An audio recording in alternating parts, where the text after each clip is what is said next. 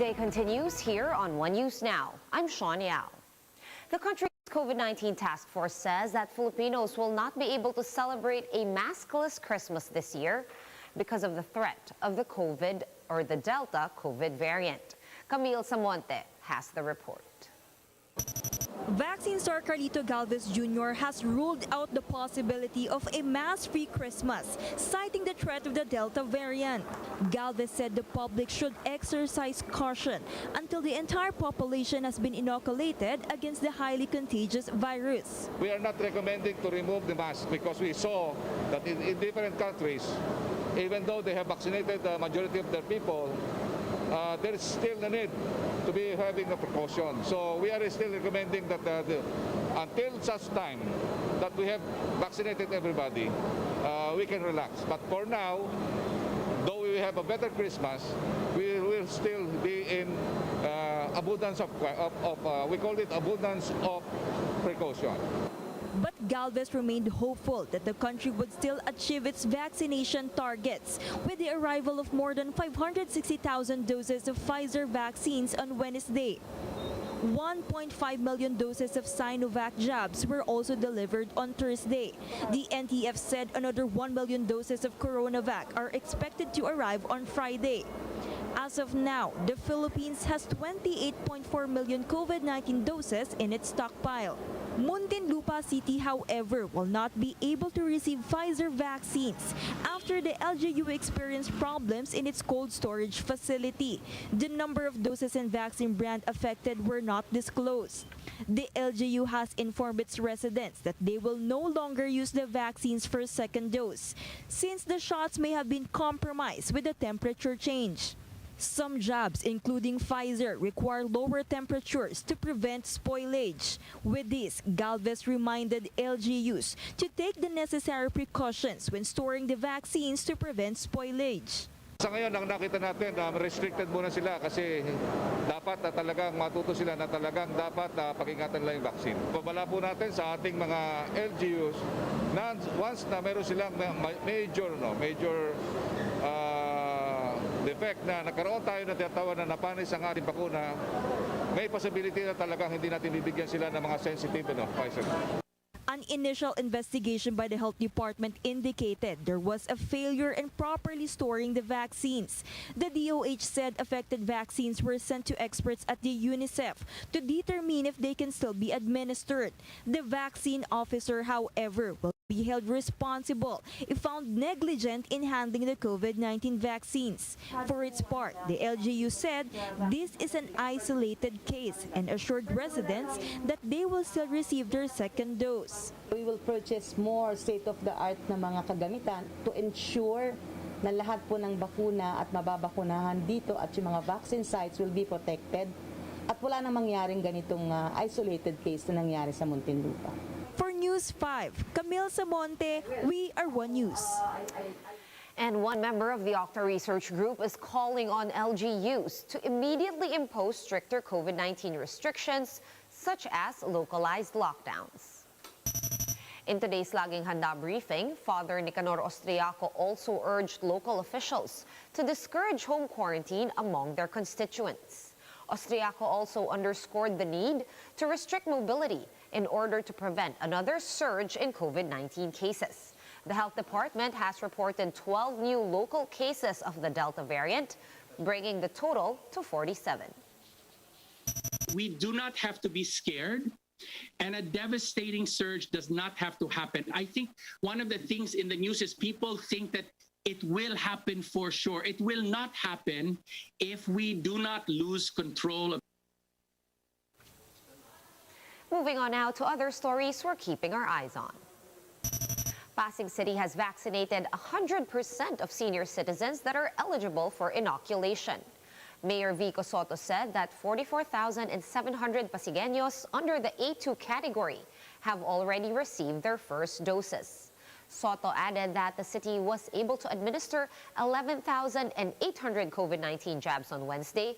That is twice their initial daily target of 5,800 vaccinations. Malacanang maintains that President Duterte will not cooperate with the International Criminal Court or ICC in its drug war probe. This is despite a ruling from the Supreme Court stating that the Philippines is obliged to participate even after withdrawing from the Rome Statute. Palace spokesperson Harry Roque said the ICC's lack of enforcement mechanism cannot compel the government to do so. And the Akbayan party list will be holding a Goodbye Duterte protest on Friday, just days before the president's sixth and last State of the Nation address. Akbayan is also demanding Duterte to face accountability for his supposed crimes against the people. We'll have more stories after this quick break. Keep it here.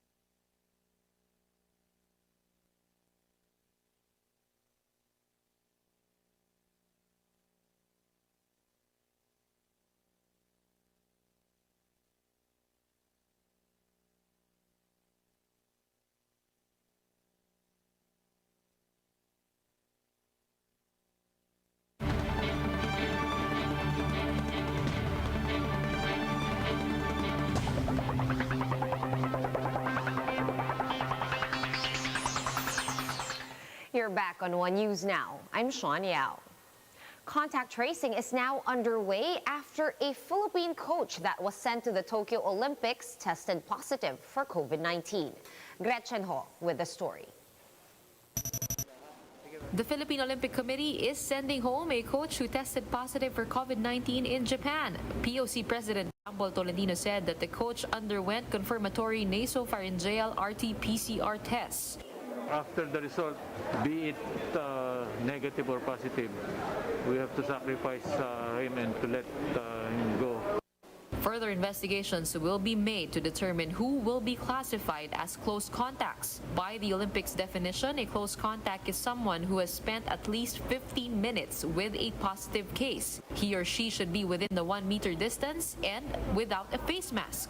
Ang sinasabi na namin sa athletes and officials, even if you are in the same unit, no, you should always wear your mask. A close contact athlete will still be allowed to compete, though, following a series of negative daily tests. But enhanced countermeasures may be required, such as minimized contact with others and the use of a private room.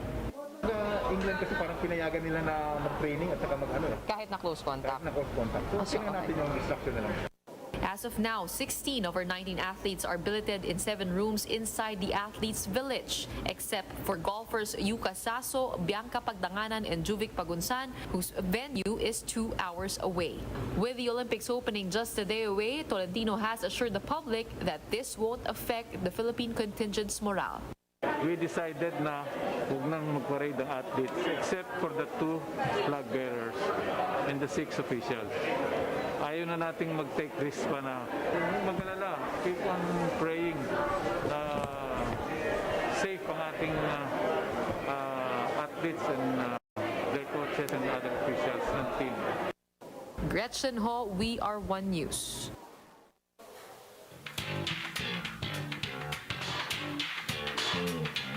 Some of TV5's pop dreamers have received their first COVID-19 vaccine shots. Just to tell us more about why this happened at this exact period in time, we have Dale De Vera joining us live from Mandaluyong. Dale, what's the latest? What's going on? Sean, contestants of TV5's talent search show Pop Pinoy received their first dose of COVID-19 vaccine today. Pop dreamers are ready to take their performances to the next level now that they have been vaccinated against COVID-19. One of the contestants, Rapa Manalo, said that he could not contain his excitement. At the same time, he feels relieved after getting the job. For Jello Villanueva, she said that getting vaccinated is necessary as she continues her journey in Pop Pinoy.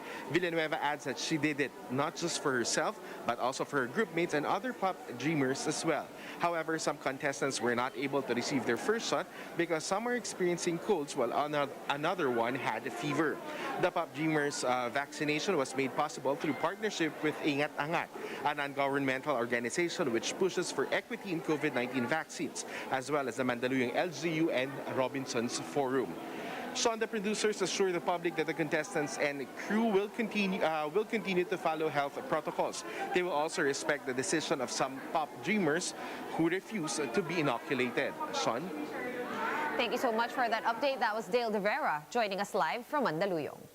For more updates, visit News 5, The Philippine Star, and Business World online. Visit our website, onenews.ph, for more in-depth analysis. You can also catch One News on the Signal Play app. Register for a free account at www.signalplay.com and stream One News Live anytime, anywhere. Masks on, wash hands, and stay safe, Philippines. I'm Shawn Yao. We are One News.